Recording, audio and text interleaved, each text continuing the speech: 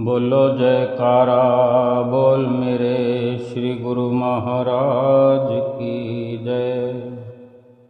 सभी गुरुमुख प्रेमियों से सप्रेम जय सच्चिदानंद। हमारे नैना अभिराम श्री परमहंस अवतार श्री चतुर्थ पातशाही गुरु महाराज जी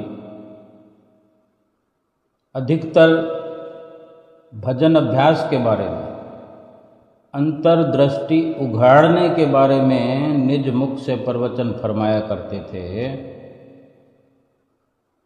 कि संसार के चाहे कितने ही पदार्थ इकट्ठे कर लो,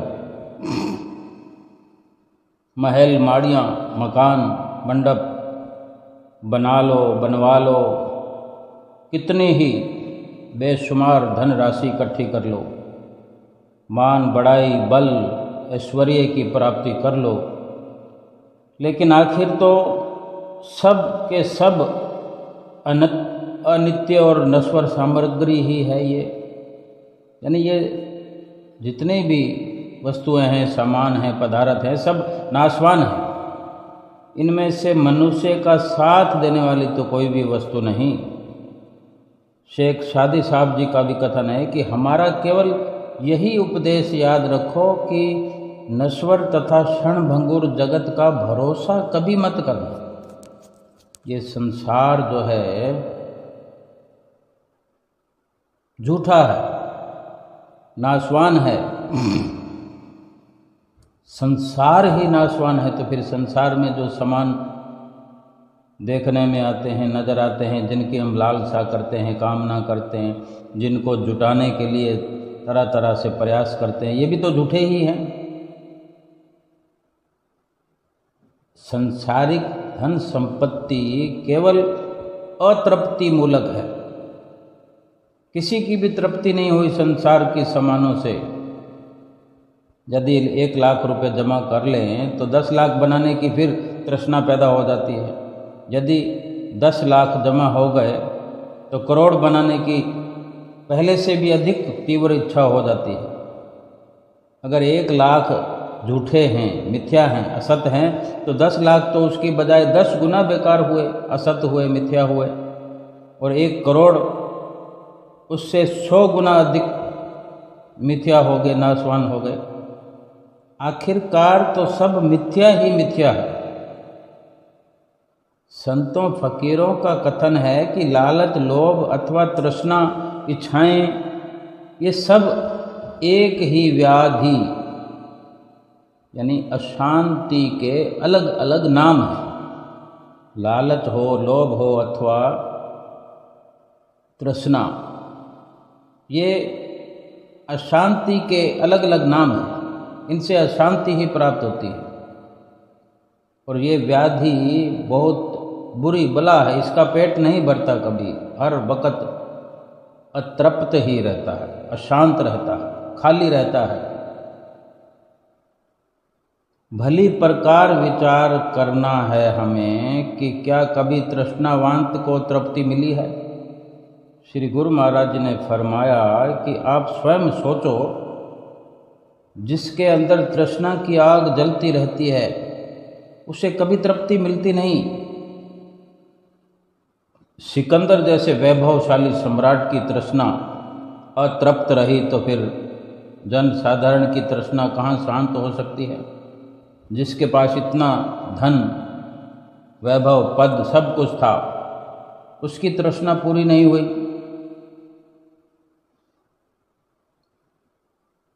तेल कभी आग को शांत नहीं कर सकता, बल्कि आग को और भड़काता है। तेल जो है आग को भड़काने वाला है। यदि आग को शांत करना हो तो उस पर मिट्टी या पानी डालने से ही उसकी रफ्तार कम होती है, उसकी प्रचंडता कम होती है। इसी प्रकार वासनाओं और तृष्णा की पूर्ति का जो यत्न हम करते हैं, तृष्णा को शांत करने की जो कोशिशें करते हैं, इच्छाओं को, कामनाओं को शांत करने की जो कोशिशें करते हैं कि उन्हीं की चाहना में हमारा प्रयास होता है, ये उनकी चाहना और उनकी पूर्ति करने की जो ललक है, यही हमारी तृष्णा को और भड़काने वाली है। यही इच्छाएं पूर्ति करने का ख्याल ही उन इच्छाओं को भड़काने वाला है, तेल का काम करता है। हर पल इच्छाओं को बढ़ाते रहने से उनकी तृप्ति कभी नहीं होती। वासनाओं को दबाने, वासनाओं को शांत करने, उन्हें बढ़ने व फैलने ना देने से उनको धीमा किया जा सकता है। यानी जो कामना इच्छा अंदर पैदा होती है हमारे, उनको वहीं दबा दिया जाए, उनको पूरा करने के लिए प्रयास ही न किया जाए। यही तरीका है कामनाओं को, तृष्णा को शांत करने का। इसी प्रकार ही धीरे धीरे उनकी प्रचंडता, रफ्तार धीमी लगातार बनी रहने से फिर धीरे धीरे नष्ट किया जा सकता है तृष्णा को, और फिर शांति को प्राप्त भी किया जा सकता है। इसमें संदेह नहीं कि प्रत्येक मानव प्राणी सुख शांति का तलबगार है, अभिलाषी है, तृष्णा की ज्वाला से दुखी है और सुख शांति की प्राप्ति के लिए दिन रात लगा हुआ है। इसके साथ वो ये भी जानता है कि आनंद तथा शांति अपने ही भीतर है, परंतु कर्म इस प्रकार के करता है जो सुख शांति को प्राप्त करने में बाधक है और बाधा बनी रहती है। यानी इच्छाओं की बढ़ोतरी में लगा हुआ है, इसलिए इन्हें पानी से वंचित रह जाता है, क्योंकि उसको और बढ़ा रहा है, इसीलिए तो उसको पा नहीं सकता, पानी से वंचित रह जाता है। अपने विचार और बुद्धि अनुसार सुख की खोज करने का परिणाम जो है विपरीत निकलता है। सुखी होने के बदले और दुखी हो जाता है, अशांत और परेशान होता चला जा रहा है। ये परिणाम इसलिए निकलता है कि उसके खोजने का ढंग सही नहीं है। शांति की जो खोज कर रहा है इंसान, वो खोज गलत है। वो उस खोज के ढंग से इंसान जो है कहीं दूर है, अनजान है। वो खोज करता है शांति की संसार के पदार्थों में, नाम भक्ति की ओर ध्यान ही नहीं देता। जिस नाम में, भक्ति में सुख शांति और आनंद भरा हुआ है, वास्तविक आनंद तथा इच्छाओं का दमन तो सतगुरु के शब्द की कमाई तथा सतगुरु की सेवा से ही हो सकता है। इसके अलावा कोई और साधन नहीं, और इस सुख को प्राप्त करने का यत्न करना ही मनुष्य का असली कर्तव्य है। इसी प्रकार एक और वचन श्री चतुर्पाशाही गुरु महाराज जी के मुख से वर्णन हुआ कि एक नन्ही सी चिड़िया के घोंसले को यदि देखा जाए तो बुद्धि हैरान हो जाती है। अर्थात मनुष्य बुद्धि इस प्रकार के घोंसले का निर्माण करने में भी असमर्थ है। इसी से स्पष्ट है कि शरीर पालन तथा इंद्रिय तृप्ति के हेतु पशु पक्षियों के पास भी बुद्धि की कमी नहीं है। शरीर पालन तथा कुटुंब पोषण में चिड़िया भी कहीं किसी से पीछे नहीं। बुद्धि तो चिड़िया में भी है, किंतु वो मात्र केवल बाल बच्चों के पोषण में ही सीमित है। इससे अधिक कुछ करना उस चिड़िया की बुद्धि के बस की बात नहीं। यदि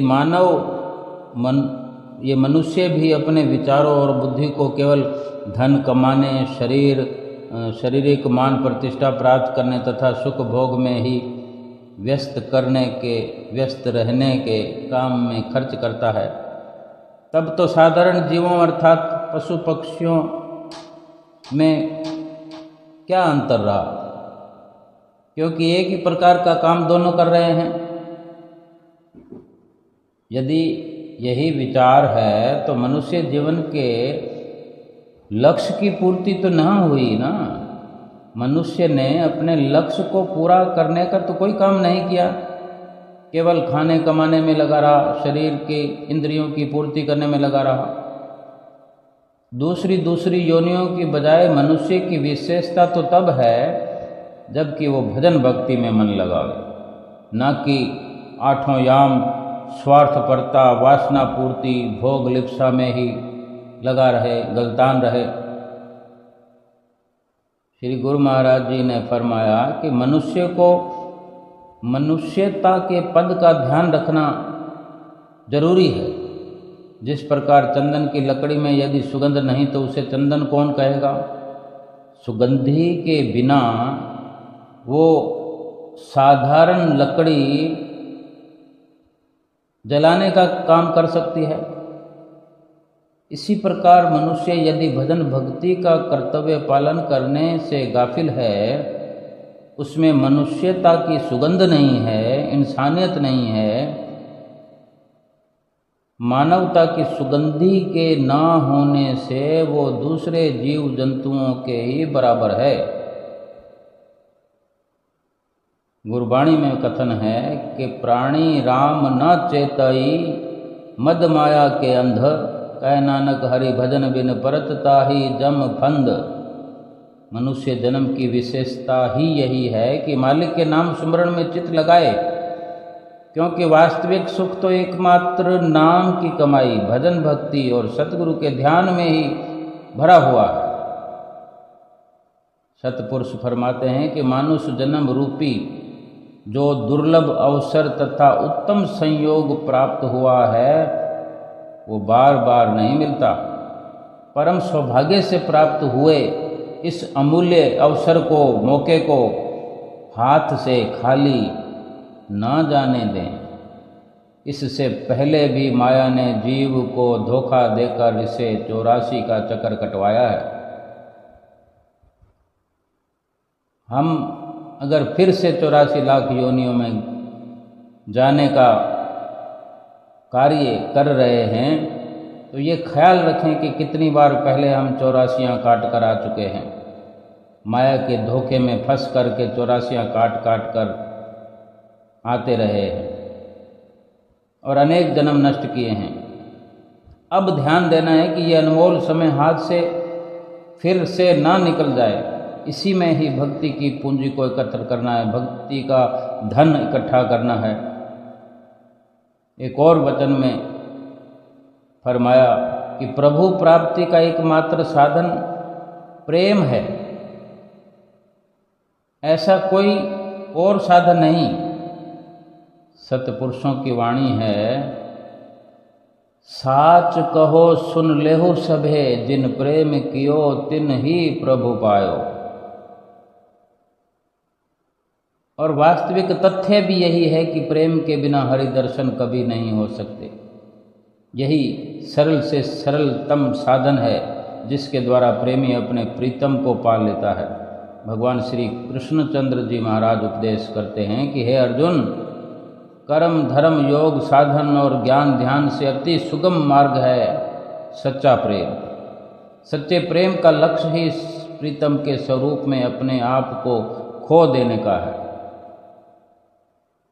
जिसने अपनी सत्ता को इसी जीवन काल में इष्ट देव के, अपने मालिक के, अपने सतगुरु के प्यार में मिटा दिया, वो सदा के लिए अमर पद को पा गया। उसका कोई कर्तव्य बाकी रहता ही नहीं।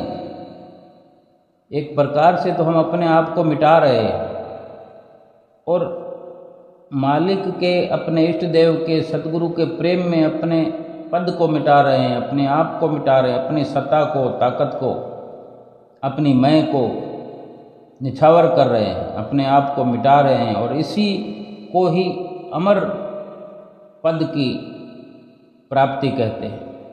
इसी से ही अमरत्व प्राप्त होता है। भगवान श्री कृष्णचंद्र जी महाराज फरमाते हैं अर्जुन के प्रति कि प्रिय सखा, जो सच्चे प्रेम और हार्दिक सौहार्द से मुझ पर सर्वस्व समर्पित कर देते हैं, यानी सब कुछ कुर्बान कर देते हैं, सच्चे प्रेम से, श्रद्धा से, वे इस झूठे संसार के झमेलों से पार हो जाते हैं।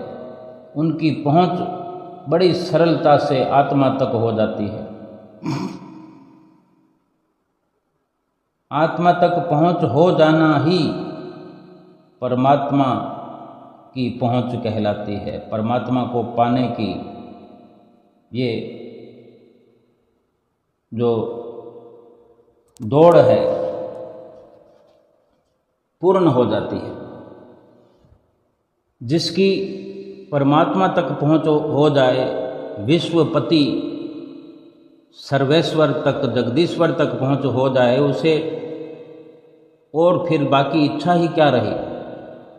यही तो मनुष्य जीवन का उच्चतम लक्ष्य है। यहीं पहुंचकर मनुष्य भय, चिंता, शोक, कल्पना आदि से मुक्त हो जाता है। योगी का योग, ज्ञानी का ज्ञान, ध्यानी का ध्यान, तपस्वी का तप, मतलब कि संपूर्ण साधन इसी हेतु ही किए जाते हैं कि मनुष्य को आत्मदर्शन हो जावे। उसकी प्राप्ति का एकमात्र साधन है सच्चा प्रेम। जिन प्रेम कियो तिन ही प्रभु पायो।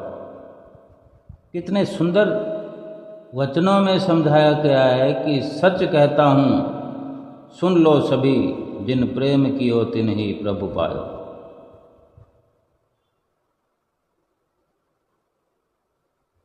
प्रेम या भक्ति एक ही है, दो नाम हैं, लेकिन एक ही तत्व है। एक ही तत्व के दो नाम है, इसलिए दोनों को मिलाकर प्रेम भक्ति का नाम दिया जाता है, प्रेमा भक्ति कहा जाता है। तथा जहाँ प्रेम भक्ति का निवास होगा वहाँ का दृश्य कुछ अलग प्रकार का होगा। तुलसीदास जी, परम संत तुलसीदास जी रामचरितमानस में उत्तरकांड में फरमाते हैं, राम भगति चिंता मणि सुंदर, बसई गरुड़ जाके उर अंतर, परम प्रकाश रूप दिन राती, नहीं कछु चाहिए दिया घृत बाती, मोह दरिद्र निकट नहीं आवा, लोभ बात नहीं ताहे बुझावा, प्रबल अविद्या तम मिट जाई, हरहि सकल सलभ समुदाय। गरुड़ जी के प्रति काकभूषण जी उपदेश करते हैं कि ए गरुड़, जिसके हृदय में मालिक की भक्ति रूपी चिंतामणि बस जाती है, वो हृदय रात दिन परम प्रकाश रूप दिव्य आलोक से परिपूर्ण हुआ रहता है। ये ऐसे दीपक का प्रकाश है जो घी और बत्ती का मोहताज नहीं।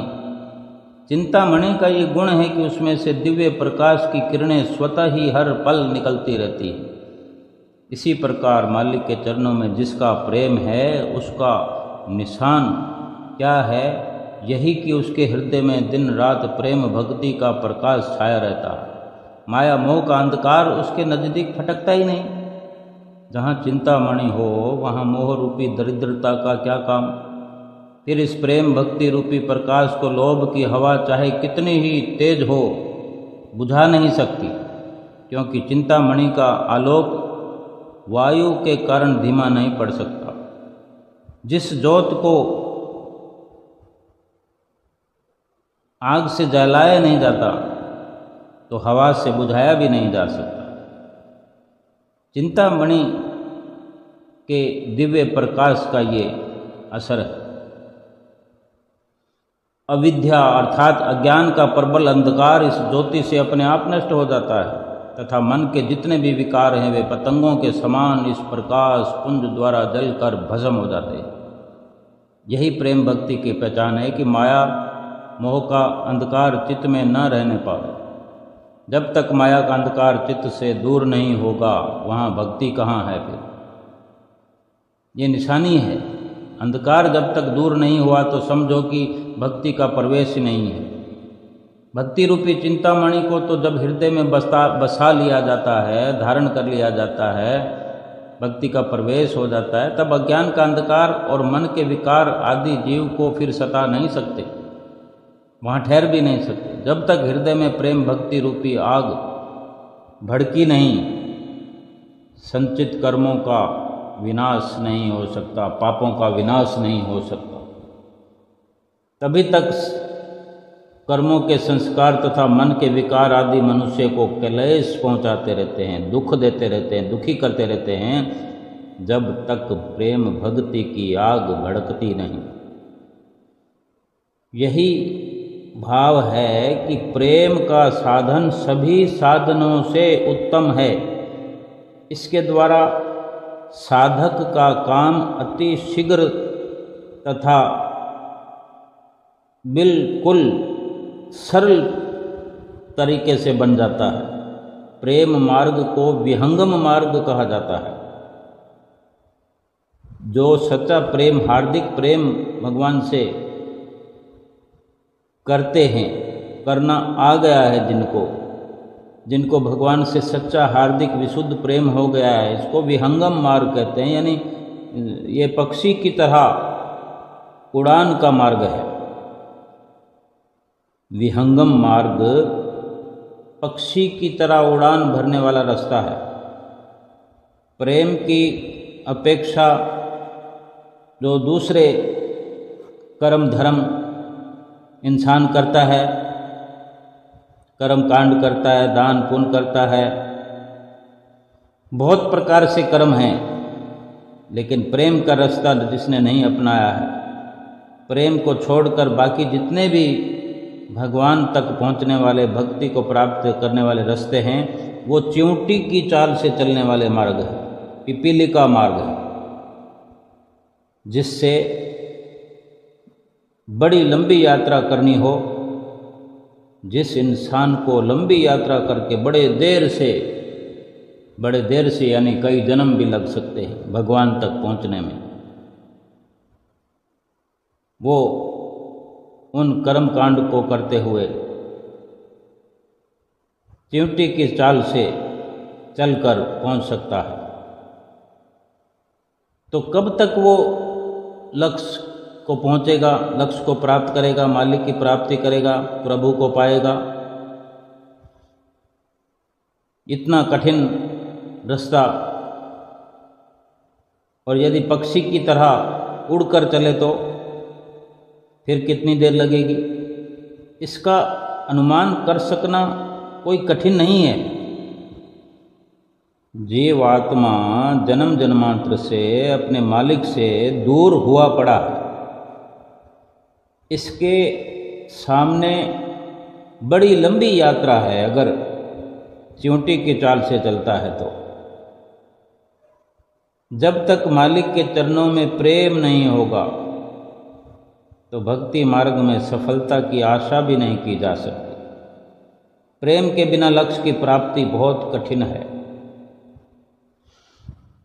इसी प्रकार चौथे वचन में फरमाया, समय वक्त जो है परमात्मा की अति कीमती अमानत है, और अमानत के रूप में हमें मनुष्य को प्राप्त हुआ है। महापुरुषों का कहना है कि समय का एक पल भी व्यर्थ गंवाना समझो परमात्मा की इस दी हुई अमानत का दुरुपयोग करना है। कोई व्यक्ति किसी को कोई पदार्थ रखने के लिए देवे तो उसे अमानत कहते हैं, तथा जब वो वस्तु उसे वापस ना करके नष्ट भ्रष्ट कर दे तो ये अमानत का दुरुपयोग कहलाया। और ऐसा करना सामाजिक अपराध है, गुनाह है कि किसी की वस्तु को तोड़ फोड़ कर देना, वापस ना लौटाना। इसी प्रकार वक्त को नष्ट करना भी परमात्मा की अमानत का दुरुपयोग करने का महान अपराध है, और वक्त को, समय को कभी खाली नहीं जाने देना चाहिए। खोए हुए धन को फिर वापस प्राप्त किया जा सकता है। भूली हुई विद्या को मेहनत के द्वारा फिर प्राप्त किया जा सकता है। बिगड़े हुए स्वास्थ्य को औषधियों के द्वारा, दवाई के द्वारा सुधारा जा सकता है, परंतु बीते हुए समय को किसी भी साधन अथवा किसी भी तरीके से, उपाय से लौटा लाना संभव नहीं है, नहीं लौटाया जा सकता। समय के छोटे से कण यानी एक एक पल हीरे मोतियों के समान हैं। इन्हें बेकार नष्ट नहीं करना चाहिए। मनुष्य समय का उचित मूल्यांकन नहीं करता अगर, तो समय भी उसका मूल्यांकन नहीं करता। हमारे जीवन का प्रत्येक दिन एक मेहमान की तरह है। कुदरत की ओर से हमारे लिए सौभाग्य के नए उपहार साथ लाता है और हमें भेंट करता है। हर दिन कुछ न कुछ हमें उपहार में मिलता है।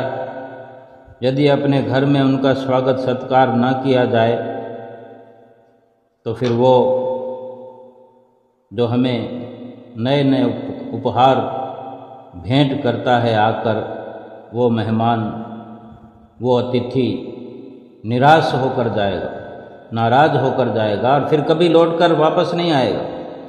जहाँ अतिथि का सत्कार नहीं होता, फिर अतिथि उस जगह दोबारा लौट कर नहीं जाता। इसी प्रकार वक्त भी जीवन का ताना बाना है और इसके अति कोमल छोटे छोटे नन्हे नन्हे तारों अथवा पलों से जीवन की एक बहुत बड़ी चादर बुनी जाती है। यदि इस ताने बाने को बचपन तथा जवानी की अनियमितताओं द्वारा, गलतियों द्वारा, लापरवाहियों द्वारा तोड़ दिया जाता है तो ये बहुत बड़ी हानि होगी, क्योंकि ये ताना बाना फिर कभी नहीं ताना जा सकता।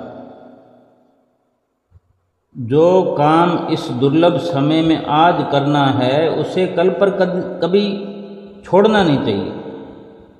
अभी इसी पल, इसी क्षण पूरा कर लिया जाए, यानी इसी समय में, इसी वक्त में भजन अभ्यास कर लिया जाए। भजन अभ्यास में आलस्य तथा प्रमाद न आने पाए। समय को शब्द तथा नाम की कमाई में लगाना ही बुद्धिमानी और चतुराई का रहस्य है। प्रवचन 5 में वचन हुए कि सभी महापुरुष वेद शास्त्र तथा सत्पुरुषों की वाणियाँ भक्ति की महिमा का गायन करती हैं। जितने भी वेद शास्त्र हैं, भक्ति की महिमा को कोई एक प्रकार से वर्णन करता है, कोई दूसरे प्रकार से।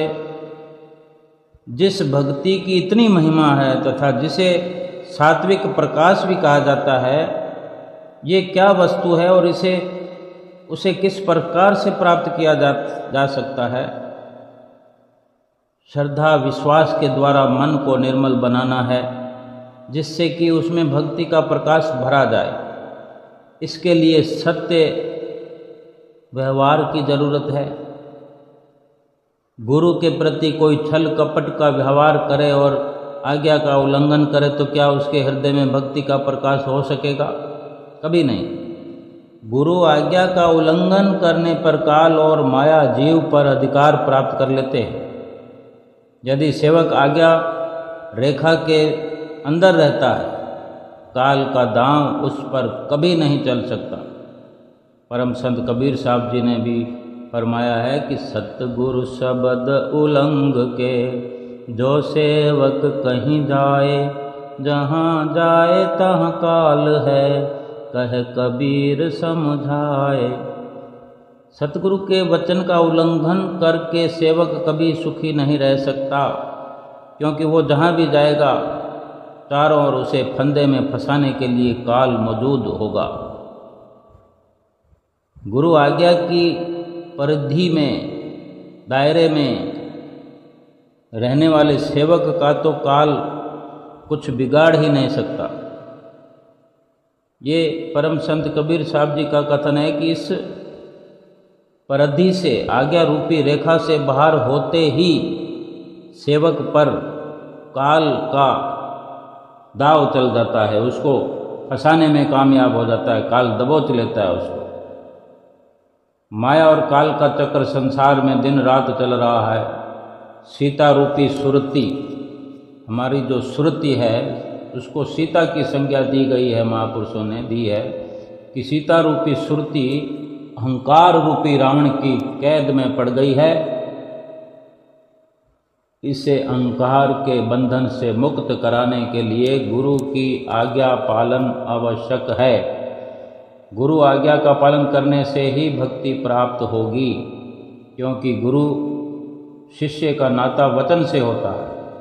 सत्पुरुषों का कथन है, गुरु और शिष्य वचन कर नाता, सो सेवक जिस वचन पछाता।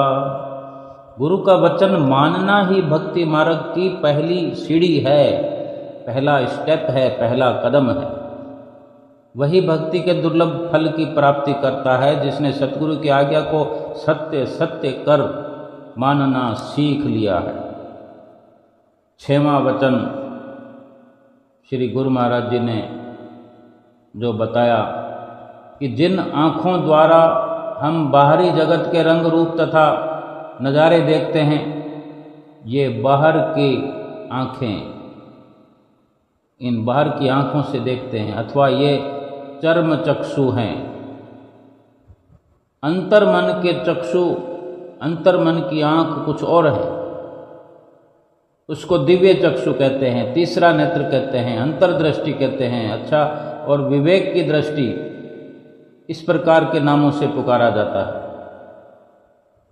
और भी कई प्रकार के नामों से पुकारा जाता है, शिव नेत्र भी कहते हैं। प्रत्येक व्यक्ति इस अंतर्दृष्टि को प्राप्त कर सकता है। हर इंसान की वो आँख खुल सकती है, परंतु इस दृष्टि की उपलब्धि एकमात्र महापुरुषों की कृपा तथा गुरु भक्ति के द्वारा हो सकती है। श्री रामचरितमानस में वचन है कि श्री गुरु पद नख मणिगण ज्योति, सुमिरत दिव्य दृष्टि ये होती। सतगुरु के चरण कमलों के नाखूनों का प्रकाश हीरे मणियों से भी अधिक है। इनका ध्यान करने से दिव्य दृष्टि खुलती है। सतगुरु के चरणों का ध्यान करने से इतनी बड़ी सौगात मिलती है। दिव्य दृष्टि खुलने पर ही सत्य और असत्य का ज्ञान हो जाता है कि वास्तव में जगत झूठा है, मिथ्या है। अनेकों संयम साधन इस मंजिल तक आध्यात्मिक कठिनता से पहुंचाते हैं, परंतु सतगुरु का ध्यान अथवा सतगुरु भक्ति एक ऐसा सुगम साधन है जिससे जीव सरलता से इस मंजिल तक पहुंच सकता है। दिव्य दृष्टि का प्राप्त होना ही सर्व सुखों को प्राप्त करना है। ये दिव्य दृष्टि सतगुरु के चरण कमलों का ध्यान करने से अथवा शब्द अभ्यास की कमाई से प्राप्त होती है, जिससे मोह माया का समस्त अंधकार दूर हो जाता है और विमल प्रकाश की प्राप्ति होती है। यही दिव्य नेत्र अथवा तीसरे तिल को ही शिव नेत्र कहते हैं, जो सतगुरु की कृपा बिना खुल नहीं सकता। और सतगुरु की शरण में जाकर नाम की कमाई से दिव्य दृष्टि खोलने का ढंग सीखना है। प्रवचन 7। जीव आत्मा कुल मालिक का अंश है। अंश को यदि अपने मालिक से, जिसका कि वो अंश है, मिलने की सच्ची लगन हो तो उसका मालिक से मिल जाना कुछ भी कठिन नहीं। इसमें संदेह नहीं कि अंश रूप जीव अपने मालिक से बिछड़ा हुआ होने से अलग है, किंतु अपने कुल से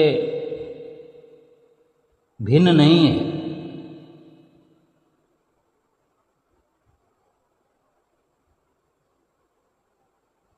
अगर इसमें भी अपने कुल अर्थात परमात्मा के समस्त गुण अथवा शक्तियाँ मौजूद हैं, तथा जब अंश परमात्मा से मिल जाएगा तो वही शक्ति इसमें भी प्रकट होगी। जीव परमात्मा का अंश होने से चेतन, निर्मल और अविनाशी भी है, परंतु परमात्मा की सत्ता एवं शक्ति इसमें तभी प्रकट होगी जब यानी जब ये परमात्मा से मिलने की अपने अंदर लगन पैदा करे, तड़प पैदा करे और विधि पूर्वक पुरुषार्थ करता रहे। जल की एक बूंद जो है सागर से यदि अलग है तो उस समय बूंद मलिन, शीतल, गर्म आदि कई प्रकार के रूप में होती है। उसकी सत्ता शक्ति ना होने के बराबर है, जीरो है, शून्य है। परंतु जब वही बूंद अपने भंडार अर्थात सागर से मिलकर उसमें समाहित हो जाती है, मिल जाती है, एकाकार हो जाती है, तो वो सागर का रूप धारण कर लेती है, सागर रूप बन जाती है, सागर कहलाती है। इसी प्रकार जीव रूपी सुरती जो मालिक रूप शब्द से बिछड़ी हुई है तथा बिछड़कर चिरकाल से संसार के बंधन में पड़ी हुई कलेश ग्रस्त हो रही है, दुख उठा रही है, वो यदि शब्द से मिल जाए तो इसकी शक्ति अनंत और अपार हो जाए।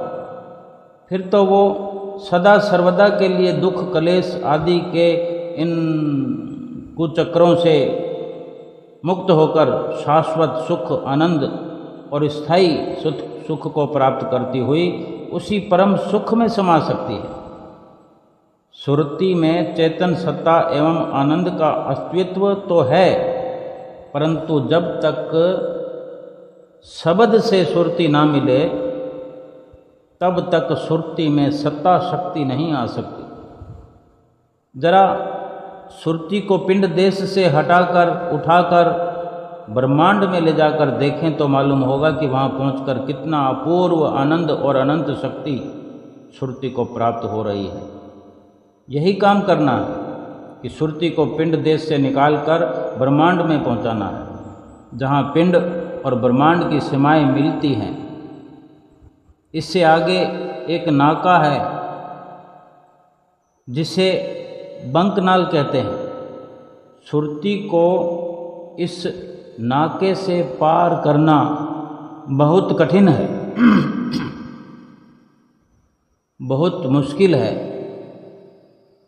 इस नाके को पार किए बिना सुरति ब्रह्मांड में पहुंच नहीं सकती और ना ही वहाँ के परम आनंद का, सुख का रस आस्वादन कर सकती है। ये नाका अति सूक्ष्म है तथा इसी को पार करना बहुत मुश्किल है। अभ्यासी जो है, भजन करने वाला, सतगुरु के ध्यान के सहारे ही इसे पार कर सकता है, क्योंकि सुरति को इस नाके से पार करने के लिए सूक्ष्म बनाना पड़ता है, अर्थात संसार के संपूर्ण लाग लपेट से खाली करना होता है। जब तक सुरति अथवा ये सूक्ष्म नहीं बनती, जब तक सुरति माया की सामग्रियों में लगी हुई है, सुरति में सूक्ष्मता नहीं आ सकती, ये सूक्ष्म नहीं बन सकती। और सूक्ष्म किए बिना सुरति नाके को पार नहीं कर सकती।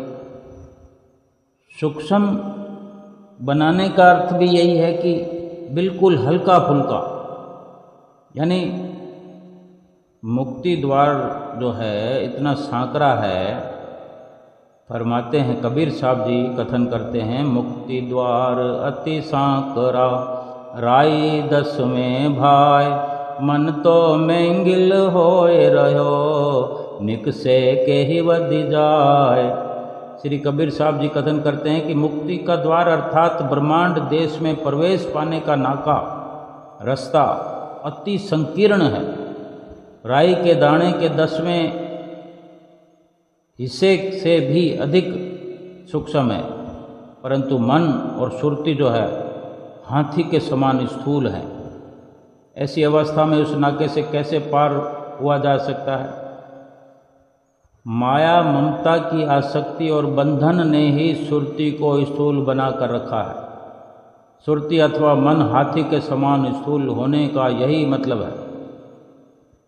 जब तक सुरती संसार के बंधनों तथा विषय विकारों की आसक्ति से मुक्त नहीं होगी, ये सूक्ष्म नहीं बन सकेगी तथा इसकी वर्तमान स्थूल अवस्था में उस नाके को पार कर सकना कठिन ही नहीं, असंभव भी है। विचार करो कि जो शक्ति सूक्ष्म पदार्थों में होती है वो स्थूल पदार्थों में नहीं होती। जिस प्रकार पृथ्वी के गर्भ से तेल निकाला जाता है, सर्वप्रथम वो स्थूल अथवा मलिन रूप में होता है, गाढ़ा होता है, कीचड़ के समान दिखने वाला। स्थूल धातुओं की मिलावट के कारण गाढ़े उस काले तेल में बिल्कुल थोड़ी ताकत होती है तथा वो साधारण कार्यों में प्रयोग लिया जाता है तथा उसे शुद्ध करते हैं। फिर शुद्ध करने से वो थोड़ा हल्का होता है तो वो क्रूड ऑयल का रूप धारण करता है। फिर पहले से अधिक ताकत हो जाती है। फिर उसे और पतला करते हैं, फिर वो डीजल बनता है। फिर और पतला करते हैं, उसको सूक्ष्म बनाते हैं, साफ करते हैं, शुद्ध करते हैं, घासलेट का रूप धारण करता है। फिर और सूक्ष्म करते हैं, फिर पावरिन और पेट्रोल बनता है, पहले से अधिक ताकत वाला हो जाता है। फिर और उसे शुद्ध करते हैं तो वो और कीमती और सूक्ष्म बनता है, ताकत वाला बनता है। फिर हवाई जहाज चलते हैं उससे। इस प्रकार जैसे जैसे वो सूक्ष्म होता गया, यानी उसकी मिलावटें हटती गई, मिलावटों से उसको रहित करते रहे तेल को, ऊपर से ऊपर हवाई जहाज चलाने वाली शक्ति उसके अंदर आ गई। तेल तो वही है, उसी तेल को मूल्यवान बना दिया गया, उसी तेल को क्षमतावान बना दिया गया। जब तक सुरती स्थूल है, मलिन है, माया में लिप्त है, मायावी पदार्थों में फंसी हुई है, संसार में लिप्त है, तो ये स्थूल है। उसमें नाम मात्र की भी सत्ता नहीं है, ताकत नहीं है, कोई शक्ति नहीं है, ना ही फिर कोई आनंद है। परंतु जब इसे माया ममता की संपूर्ण मिलावट से, आसक्ति से रहित किया जाए, शुद्ध किया जाए, सूक्ष्म बनाया जाए, तो फिर ये सूक्ष्म बनती जाती है और इसमें अपार शक्ति तथा अकथनीय आनंद प्राप्त होता रहता है।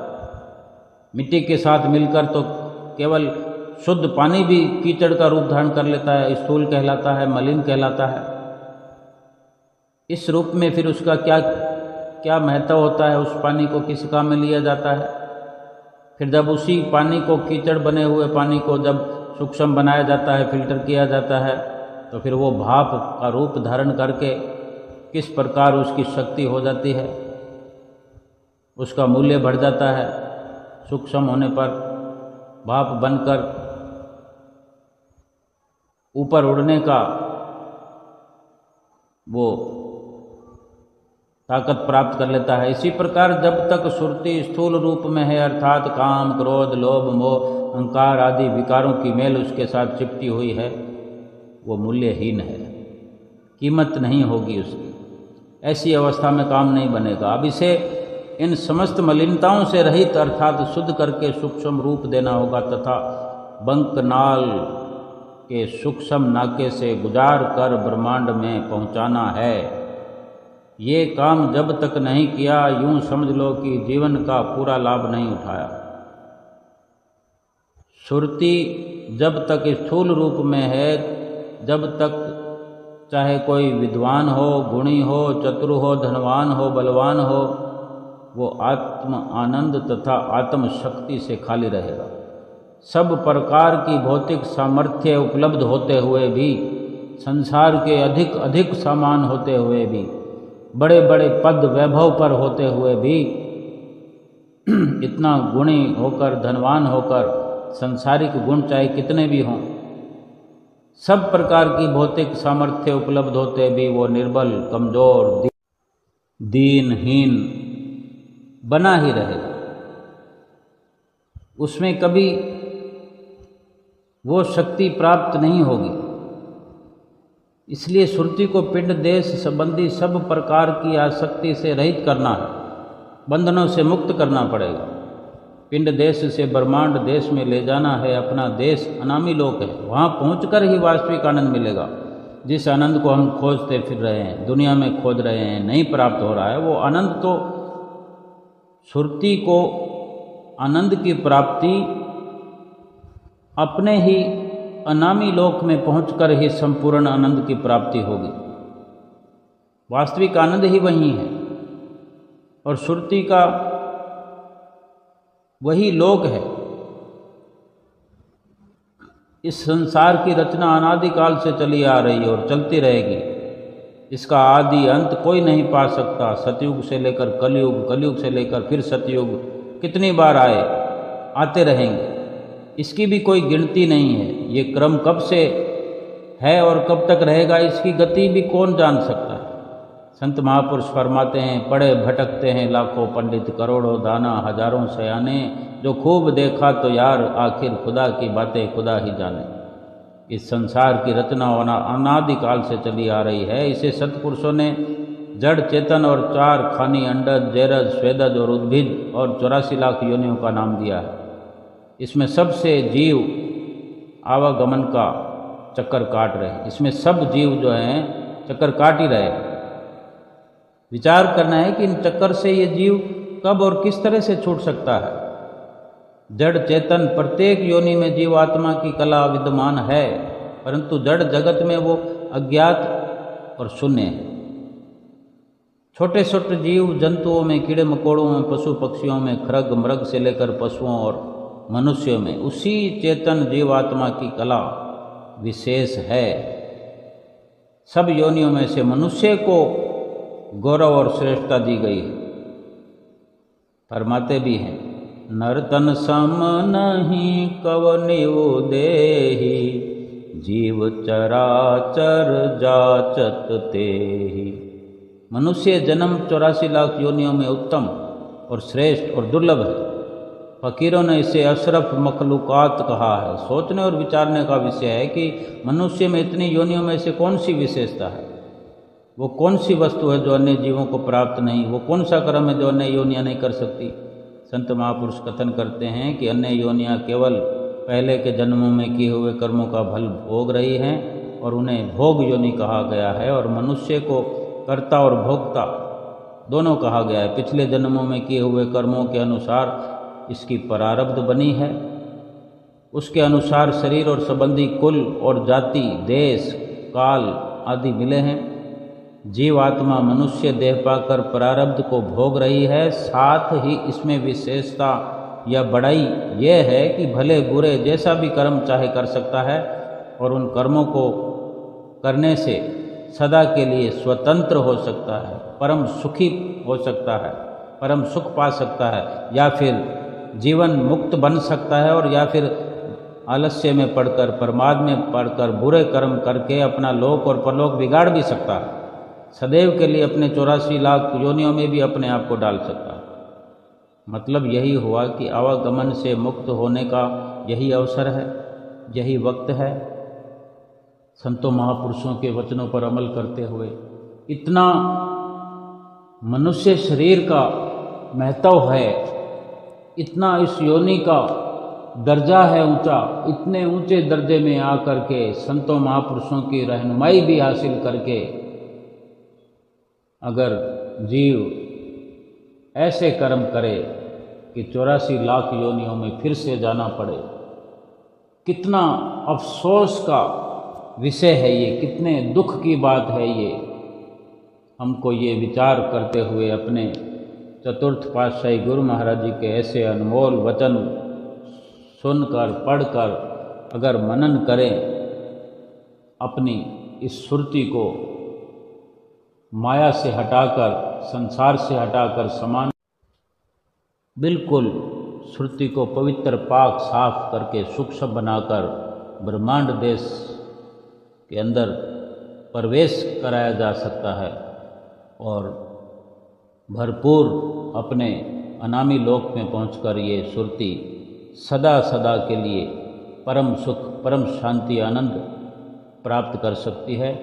यही जीवन का लक्ष्य है। जीवन को सुखी बनाने के लिए सतगुरु के वचनों पर अमल करते हुए, उनकी प्रसन्नता प्राप्त करते हुए, उनके आशीर्वाद से, उनकी कृपा से अपने सुरति को सूक्ष्म बनाते हुए, मोह माया से हटाते हुए सतगुरु की आज्ञा के दायरे में चल कर के लोक और परलोक सुहेला करना है। बोलो जयकारा बोल मेरे श्री गुरु महाराज की जय।